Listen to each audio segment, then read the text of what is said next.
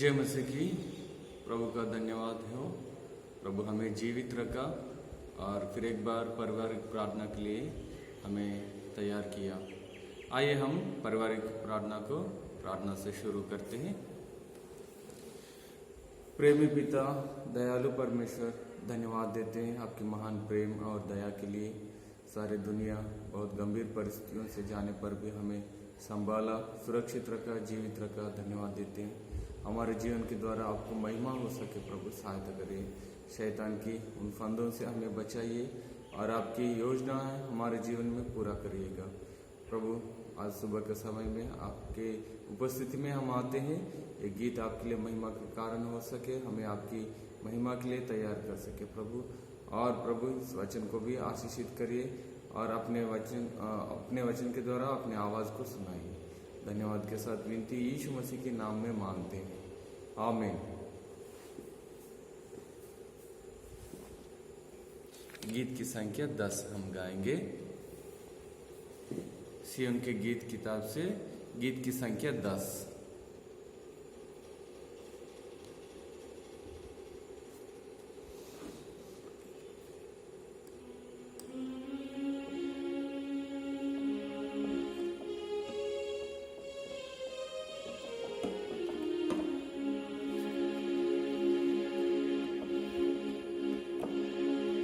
हे प्रभु यहोवा सर्वदा मैं तेरी स्तुति करूँगा। हे प्रभु यहोवा सर्वदा मैं तेरी स्तुति करूँगा। हालेलुया हालेलुया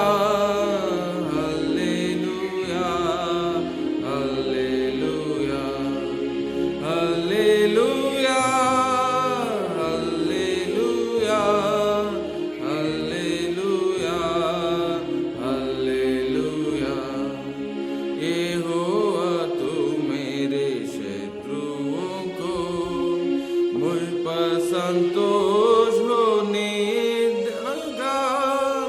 यहोवा तू मेरे शत्रुओं को मुझ पर संतोष होने ना देगा।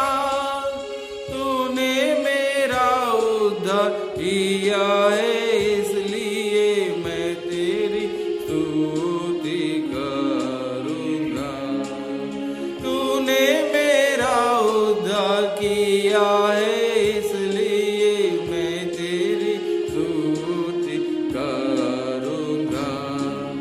यहोवा सर्वदा मैं तेरी स्तुति करूँगा।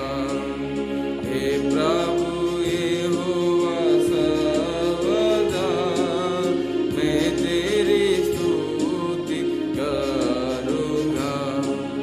मैं तेरे पास रोया मांगा, तूने मुझे है किया चंगा।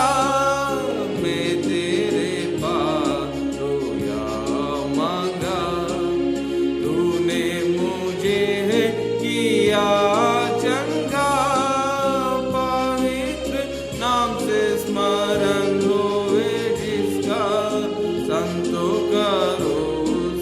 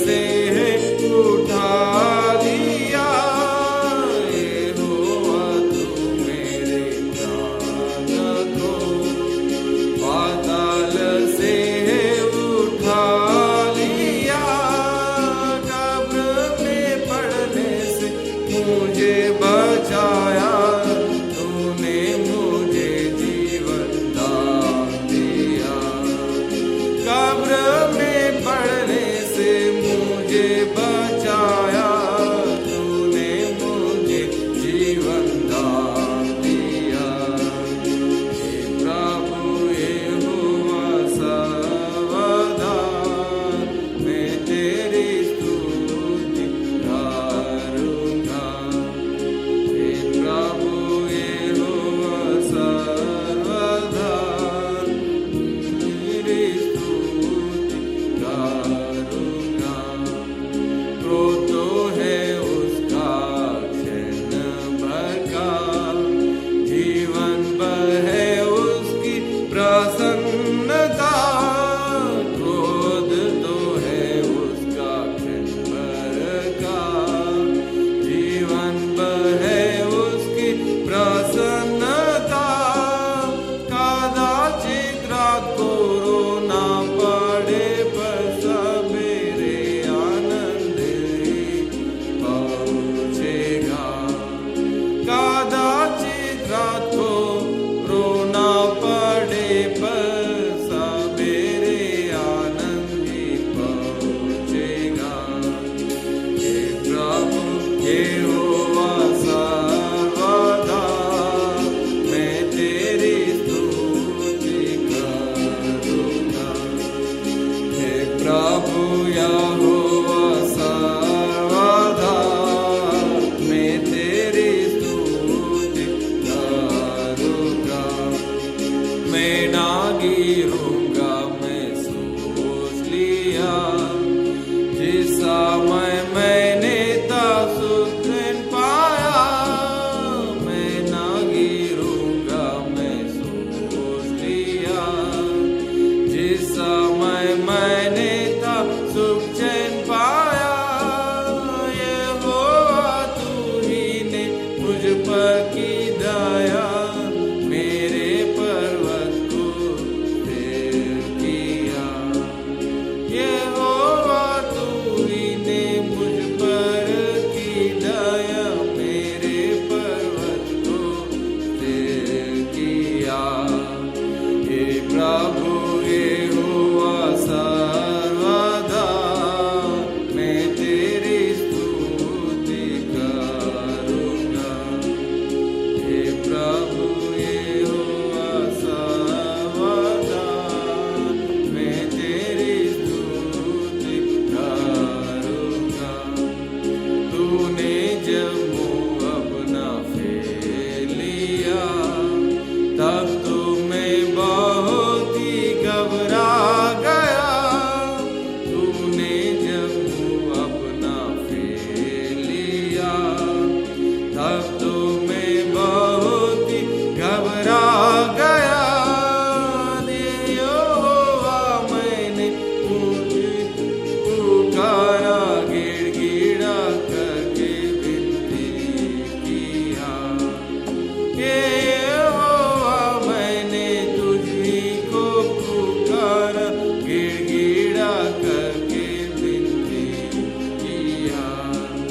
हे प्रभु यहोवा सर्वदा मैं तेरी स्तुति करूँगा। हे प्रभु यहोवा सर्वदा मैं तेरी स्तुति करूँगा। कब्र में चला जाऊँगा जब मैं, प्राण से तेरे क्या होगा। कब्र में चला जाऊँगा जब मैं, प्राण से मेरे तब क्या लाभ होगा। मिट्टी क्या तब तेरा धन्यवाद करेगी, या प्रचार करेगी सच्चाई का। मिट्टी क्या तब तेरा धन्यवाद करेगी, या प्रचार करेगी सच्चाई का। हे प्रभु यहोवा सर्वदा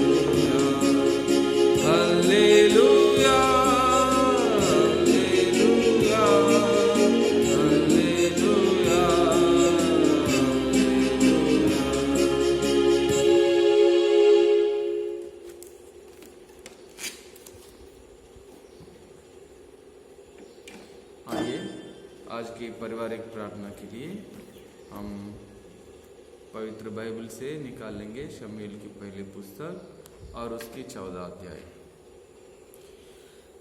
शमूएल की पहली पुस्तक उसकी 14 अध्याय, इसमें 52 वचन हैं। हम सिर्फ 23 वचन तक पढ़ेंगे। जो प्रार्थना के लिए बैठे हैं परिवार सहित, आपके परिवार के सदस्यों में हर एक एक वचन ऐसा पूरा 23 पदों को पढ़ सके। पहला शमूएल 14 अध्याय 1 से लेकर 13 तक। एक दिन शाऊल के पुत्र योनातान ने अपने पिता से बिना कुछ कहे अपने हथियार ढोने वाले जवान से कहा, हम उधर फिलिस्तियों की चौकी के पास चले। शाऊल तो गिबा की सीमा पर मिग्रोन में अनार के पेड़ के नीचे टिका हुआ था और उसके संग के लोग कोई 600 थे। और एली जो शीलो में यहोवा का याजक था, उसके पुत्र फिनास का पोता और ईकाबोद के भाई अहीतूब का पुत्र अहिया भी एपोद पहने हुए संग था। परंतु उन लोगों को मालूम ना था कि योनातान चला गया है। उन दरों के बीच में जिनसे होकर योनातान फलिस्तियों की चौकी को जाना चाहता था, दोनों और एक नोकीली चट्टान थी।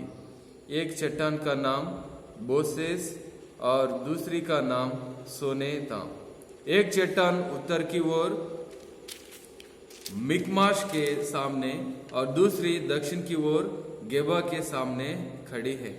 तब योनातान ने अपने हथियार ढोने वाले जवान से कहा, हम उन खतना रहित लोगों की चौकी के पास जाए, क्या जाने यहोवा हमारी सहायता करे, क्योंकि यहोवा के लिए कोई रुकावट नहीं कि चाहे तो बहुत लोगों के द्वारा चाहे थोड़े लोगों के द्वारा छुटकारा दे।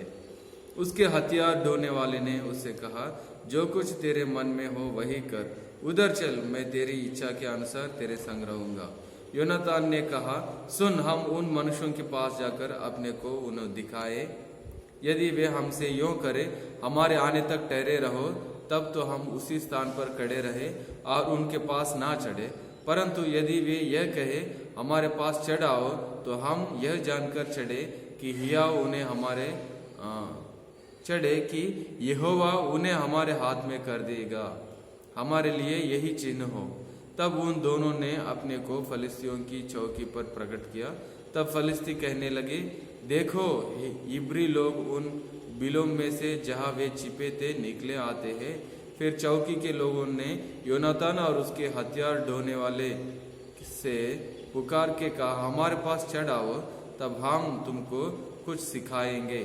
तब योनातान ने अपने हथियार ढोने वाले से कहा, मेरे पीछे पीछे चढ़ा, क्योंकि यहोवा उन्हें इस्राएलियों के हाथ में कर देगा।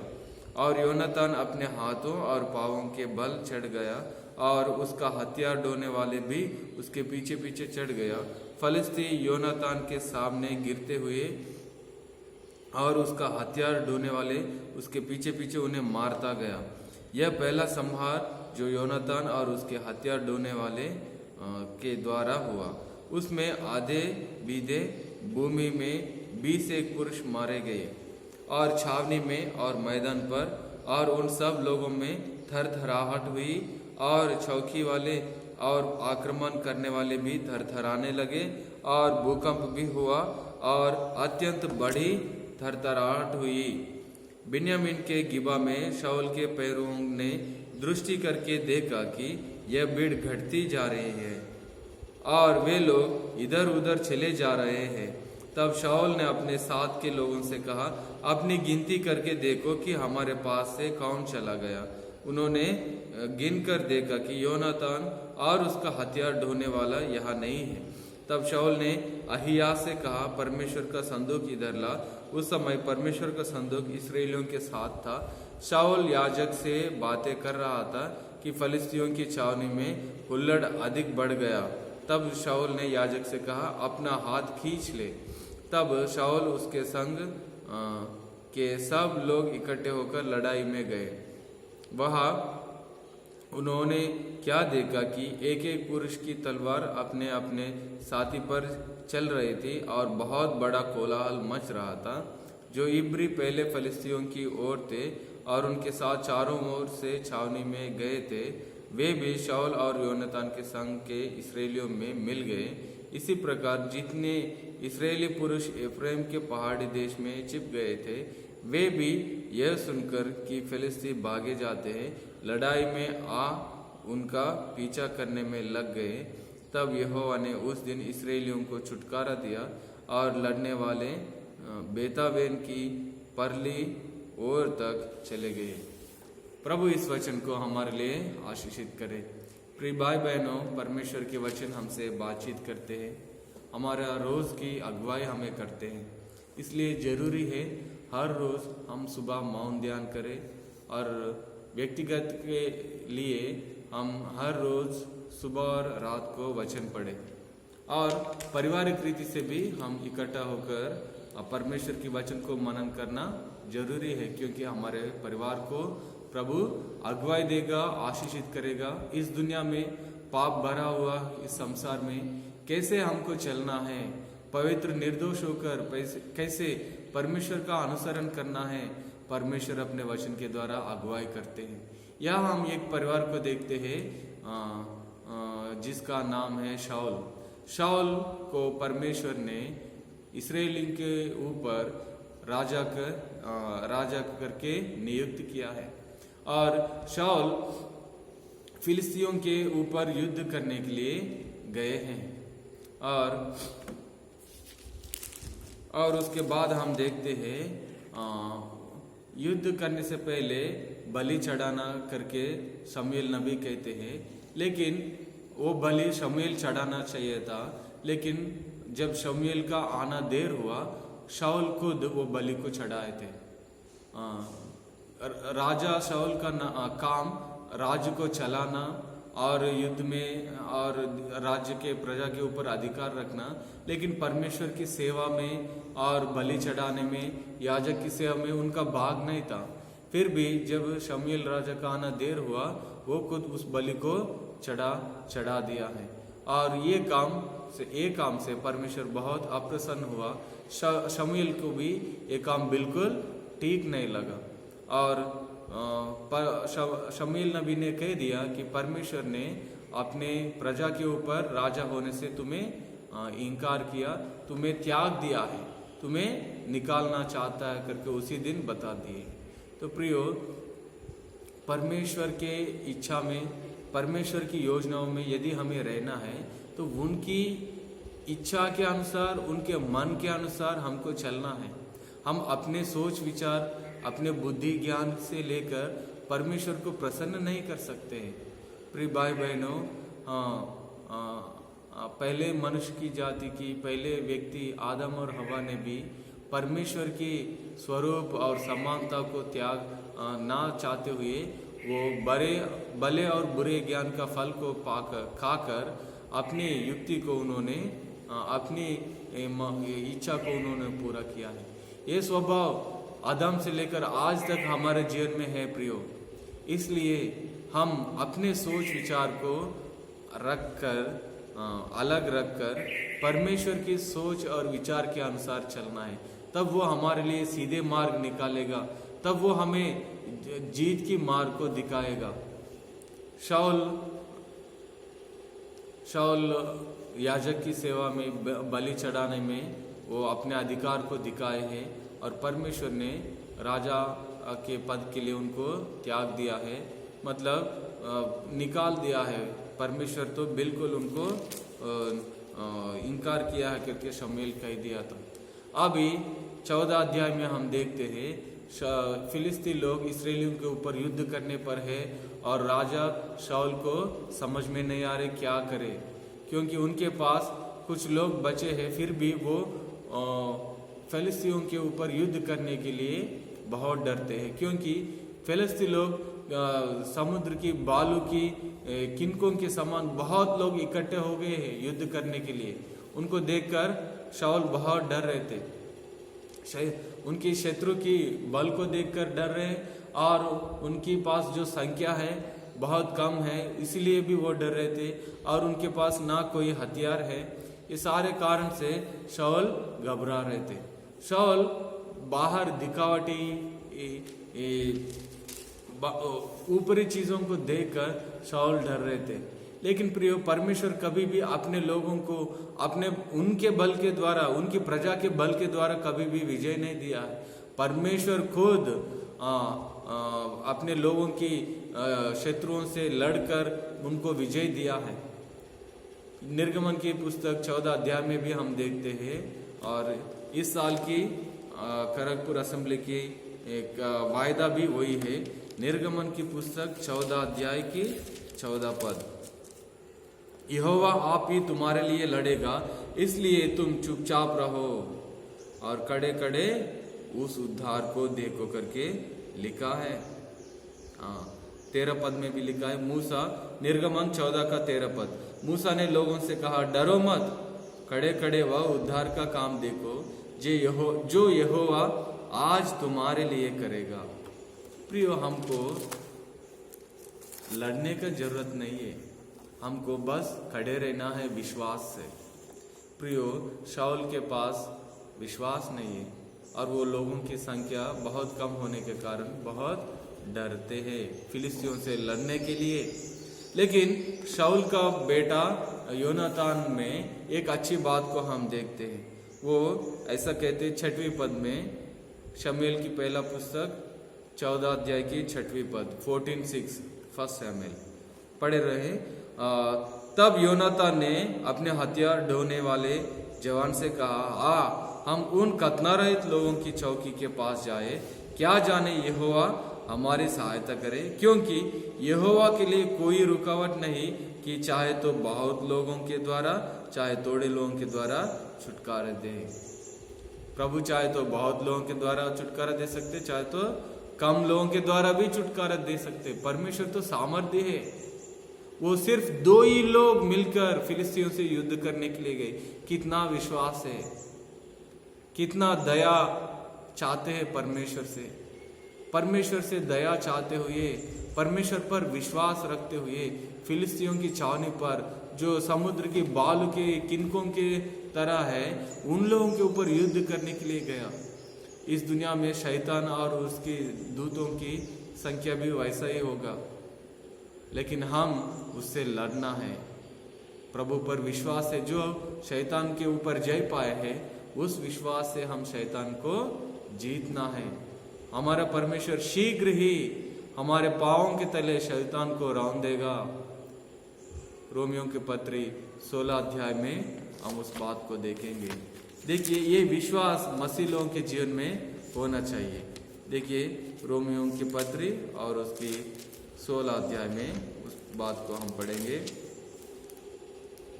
20 पद में, शांति का परमेश्वर शैतान को तुम्हारे पांवों से शीघ्र कुचलवा देगा। क्या ये भरोसा है प्रिय भाई बहनों आपके जीवन में? आपके द्वारा परमेश्वर शैतान को कुचलवाना चाहते हैं। यदि आप अपने प्रभु परमेश्वर पर विश्वास करेंगे तो शैतान जितने भी सामर्थ्य का हो, परमेश्वर उसको आपके पांवों के तले उसको कुचलवा देगा। प्रिय भाई बहनों, योनातान और उसकी हथियार ढोने वाले दोनों मिलकर विश्वास से फिलिस्तियों की छावनी में गए हैं और प्रभु ने फिलिस्तियों की छावनी में थरथराहट करवाया और भूकंप भी हुआ और बहुत थरथराहट हुई है वहाँ फिलिस्तियों की छावनी में। और जब जब शाऊल और उसके संगी प्रजा के लोग जो उससे छोड़कर गए, वो भी लोग सब मिलकर फिलिस्तियों को मारने के लिए जाते हैं, तो वहाँ वो लोग देखते हैं कि फिलिस्ती एक दूसरे के ऊपर अपने तलवार चला रहे। प्रियो, कितना सामर्थ्य परमेश्वर है। शाऊल ने तो लोगों की संख्या को देखकर डर रहे थे उसके साथ युद्ध करने के लिए। प्रियो, योनातान शाऊल की बेटा होने के बाद भी विश्वास करते हुए परमेश्वर को अच्छी रीति से जानते हुए, परमेश्वर तो बहुत कम संख्या में भी इस्राएली लोगों को जीत दिला सके करके विश्वास करके गए हैं और फिलिस्तियों के ऊपर विजय पाए हैं। प्रिय भाई बहनों, हम बहुत कम संख्या क्यों ना हो इस दुनिया में, लेकिन प्रभु हमको विजय देगा। प्रभु हमको अगुवाई करेगा यदि हम प्रभु के ऊपर विश्वास करेंगे। हम विश्वास करेंगे इस कोरोना की गंभीर परिस्थितियों में भी प्रभु हमें सहायता करे। विश्वास में हम कमजोर ना होने पाए, ये प्रार्थना हम परमेश्वर से करेंगे। प्रभु हमारा सहायता करे। प्रार्थना करेंगे। प्यारे पिता, फिर एक बार आपको धन्यवाद देते हैं और पहले शमूएल की पुस्तक 14 अध्याय में से शाऊल और योनातान के बारे में हम देखे हैं। शाऊल तो विश्वासहीन जीवन को दिखा रहे थे, लेकिन योनातान विश्वास सहित फिलिस्तियों के ऊपर युद्ध करने के लिए गया और उन्होंने जीत को हासिल किया। प्रभु आपका नाम धन्य हो। जो आप पर विश्वास करते उनको आप विजय देने वाले परमेश्वर हैं। 2 लोग प्रभु, फिर भी उनको आपने विजय दिया है। प्रभु इस बात के द्वारा प्रभु हमको भी आपने हियाव दे रहे कि हम इस दुनिया में अकेले नहीं है। हम इस दुनिया में शैतान को शीघ्र ही हमारे पाँवों के तले कुचलने वाले हैं। प्रभु धन्य है जो आपके नाम में जो हियाव और विश्वास के द्वारा हमें ये जो साहस दिया है। प्रभु धन्यवाद देते हैं। प्रभु आज की दिन भर के कामों में प्रभु हमें संभाले, विश्वास सहित चाल चलन को हम दिखा सके। प्रभु आज दिन भर के काम में आपके अनुग्रह चाहते हैं। संभालिएगा, रक्षा करिएगा हिंदुस्तान में प्रभु, और खास करके महाराष्ट्र राज्य में कोरोना केसेस बहुत बढ़ रहे। प्रभु समस्या प्रभु विपरीत रूप को धारण कर रहे। प्रभु आपके अनुग्रह चाहते हैं, दया चाहते हैं। प्रभु हम पर तरस खाइए, हमारे देश पर अनुग्रह करिए प्रभु, और ऐसा भी सहायता करे कि लोग पश्चाताप करें, अपने पापों से मन फिरा सके प्रभु, उद्धार पा सके प्रभु। और अमेरिका के लिए भी हम प्रार्थना करते हैं प्रभु। वहाँ भी केसेस बहुत बढ़ रहे, लोग बहुत मर रहे। प्रभु आप कोई भी दुष्ट व्यक्ति दुष्टता में नष्ट होना नहीं चाहते प्रभु प्रार्थना करते हैं वहाँ कि लोग प्रभु मन फिराए, अपने आप को नम्र दीन करे, पश्चाताप करे, उद्धार पाने पाए, आपकी तरफ देखने पाए। प्रभु सहायता करे प्रभु। इस दुनिया के ऊपर जो भी ये कोरोना वायरस के प्रभु विपत्ति आ पड़ा है प्रभु, आपके अनुग्रह चाहते हैं, आप ही सहायता करिएगा प्रभु। आजकल के दिनों में प्रभु कलेशा आपके भवन में इकट्ठा नहीं हो पा रहे, संगति से प्रभु दूर है, फिर भी आपके अनुग्रह चाहते हैं। जब वो हर एक परिवार आपकी उपस्थिति में आते हैं, अपने घरों में अपने उपस्थिति चाहते हैं उनके बीच में प्रभु, उनके बीच में अपने वचन को प्रकट कर प्रभु उनको विश्वास में, आत्मिकता में उनको बढ़ाइए, स्थिर करिए। जो कोई आर्थिक समस्या में है प्रभु उनकी जरूरतों को पूरा करिए। जो कोई प्रभु और भी परेशानियों में से है तो प्रभु उनको भी सुधी लीजिए। जो कोई बीमार है, रोगी है प्रभु उनको भी छूकर चंगा करिए। और शारोन सिस्टर के लिए, रूथ सिस्टर के लिए, संदीप भाई के लिए भी प्रार्थना करते हैं, और बुजुर्ग लोगों के लिए और छोटे बच्चों के लिए भी प्रार्थना करते हैं। आपके अनुग्रह चाहते हैं प्रभु। जो कोई प्रभु काम के लिए इधर उधर जाते हैं कलेशा में प्रभु, उनके लिए भी आपकी रक्षा चाहते हैं, सहायता करिएगा। और प्रभु जी प्रार्थना करते हैं प्रभु सारे कलेशा के ऊपर आपके अनुग्रह चाहते हैं, कलेशा में आपकी इच्छा पूरी हो जाए, आपके नाम की महिमा होने पाए। प्रभु जी सहायता करिएगा। सारी बातों के लिए धन्यवाद देते हुए धन्यवाद के साथ विनती उद्धारकर्ता यीशु मसीह के नाम में मांगते हैं, आमीन। पिता के प्रेम, परम पुत्र के अनुग्रह और पवित्र आत्मा की संगति हम सबसे और सारे संतगणों से सदा काल तक बने रहे, आमीन। जय मसीह। जो पारिवारिक प्रार्थना के लिए परिवार सहित बैठे हैं, आप लोग भी और थोड़ी देर एक एक करके प्रार्थना कर सकते हैं। जय मसीह।